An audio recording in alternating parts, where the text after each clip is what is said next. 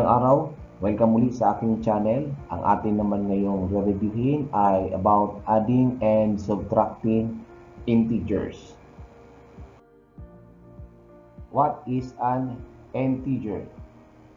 Integer is a set of whole numbers including 0 and their opposites. Mas madali itong maintindihan natin kung gagamitin natin ang number line. Okay, number line. Horizontal number line. Ito yung 0. Numbers going to the right. Ang tawag sa kanya ay positive integers. Numbers going to the left. Ang tawag sa numbers na yan ay negative integers. So yung 0, neither positive nor negative. Ibig sabihin, hindi siya positive, hindi rin siya negative. Although wala siyang sign dyan, dito kasi sa whole number, hindi man isinulat ang positive dyan, considered as positive yan. Kahit walang isulat diyan na positive sign, considered as positive. Pero sa 0, walang nakasulat na positive, hindi talaga siya positive at hindi rin siya negative. So ang 0 is neutral. Ang 0 ay wala rin siyang opposite number. Pwede rin natin yan i-example sa vertical line. Okay, numbers above 0, ang tawag natin dun ay positive numbers. Numbers below 0, ang tawag naman natin dyan ay negative numbers. So, negative integers. Dito, positive integers. Numbers above 0. Positive integers. Dito na tayo sa addition of integers. Dito, ang positive sign, isipin mo yan ay iyong pera. Yung negative sign naman, isipin mo yan ay iyong utang. Okay, example. Positive 5 plus positive 2.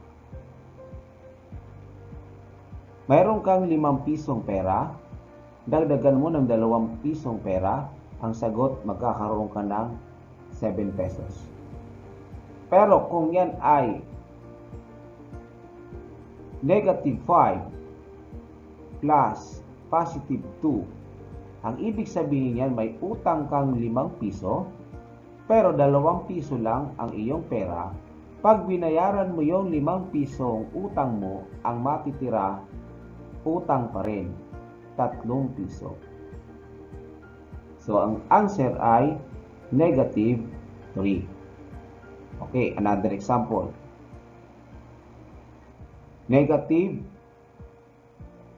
10 plus negative 5.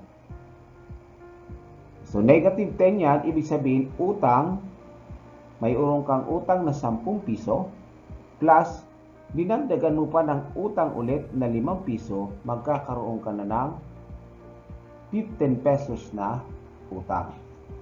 Pero kung mayroon kang utang na 10 piso, tapos mayroon kang 5 piso, pag binayaran mo ang iyong utang, mayroon ka pa rin natitirang utang, kaya negative pa rin, negative 5.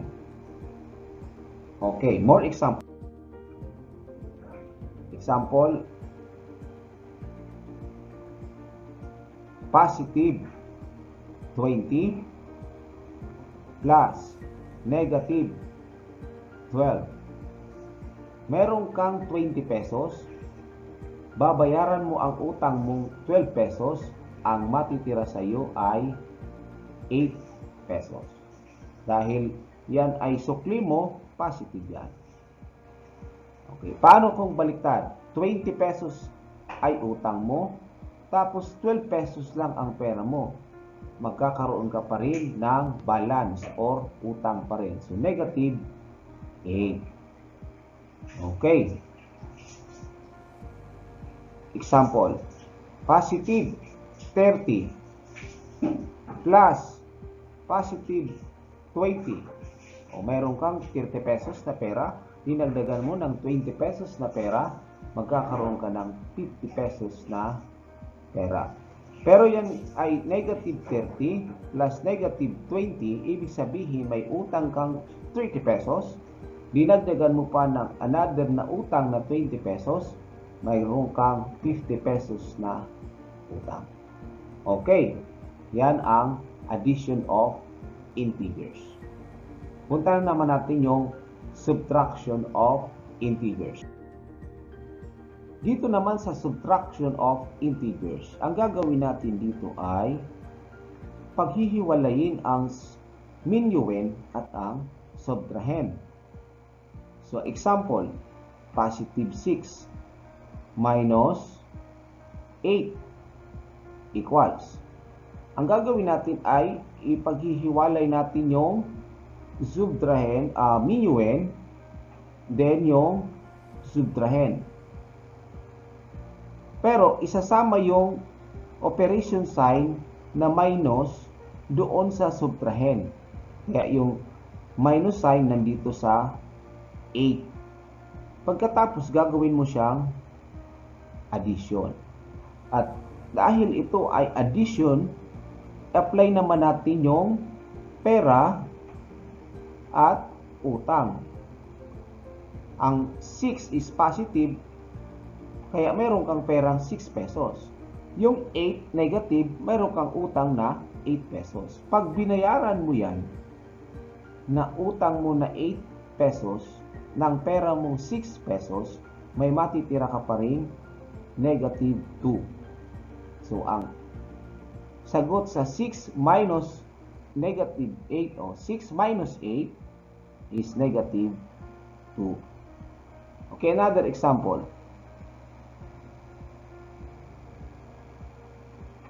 Negative 10 minus 7.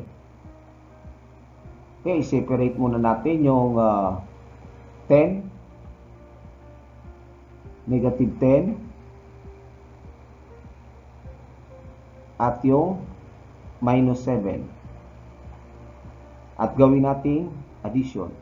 Then apply. Negative 10, utang. Negative 7, utang pa rin. So the answer is negative 17. So negative 10 minus 7 is negative 17. Ang utang mo is 10 pesos. Dinagdagan mo pa ng isa pang utang na 7 pesos. Kaya mayroon kang 17 pesos na utang or negative 17. Okay, more example. Example.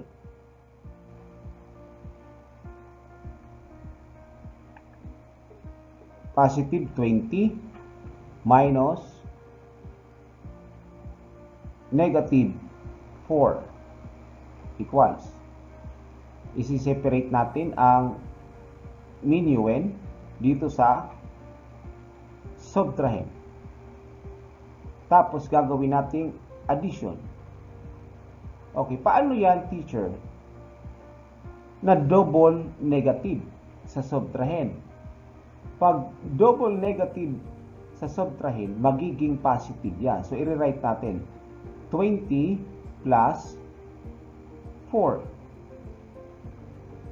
Pag double negative, magiging plus na yan. Magiging positive na yan. So, pag in-apply na ulit natin dito yung pera at utang, lahat ito ay positive. So, pera pa din yan. Meron kang 20 pesos, dagdagan mo pa ng 4 pesos, 24 pesos. So, the answer here is 24. Okay, another example. Negative 20 minus negative 5. Okay, separate. Negative 20. Then dito, i-separate natin. Negative minus negative 5. Then add. Rewrite. Negative 20 plus double negative, magiging positive. Positive 5 equals. So, apply natin yung pera at utang. Dito, negative 20. So, utang yan, utang. Ito, positive 5. Ito ay pera. So, ang pera mo is 5 pesos. Ang utang mo ay 20 pesos. Pag yan ay binayaran mo, meron ka pa rin utang na 15 pesos. So, the answer here is 15 pesos. Negative 15. Okay, more example. Negative 15 minus 20. Separate natin. Negative 15 minus 20. Then, gawin natin add. So, pera. Yung negative 15 is utang. Negative 20 is utang din. Mayroon kang utang, dinagdagan mo pa ng utang, kaya utang pa rin 35. So, negative 15 minus 20 is negative 35. Another example.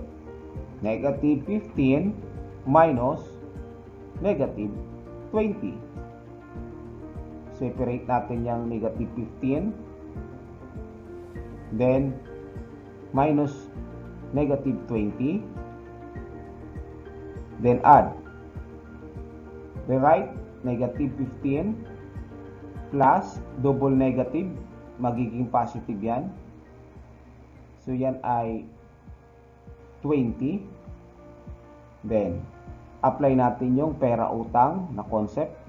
Negative 15 utang, meron kang 20 pesos na pera. Pag binayaran mo yung utang mong 15 pesos, may matitira kang 5 pesos. So, the answer here is positive 5. Okay. Maraming salamat sa inyo pong panunood ng ating review. Kung hindi ka pa subscriber sa aking channel, mag-subscribe ka na at don't forget to click the notification bell para updated ka sa marami pa naming i-upload na mga review, free tutorial and review. At kung may comment ka, isulat mo lang sa comment box at amin pong sasagutin kung yan ay katanungan. Maraming salamat. See you in my next video.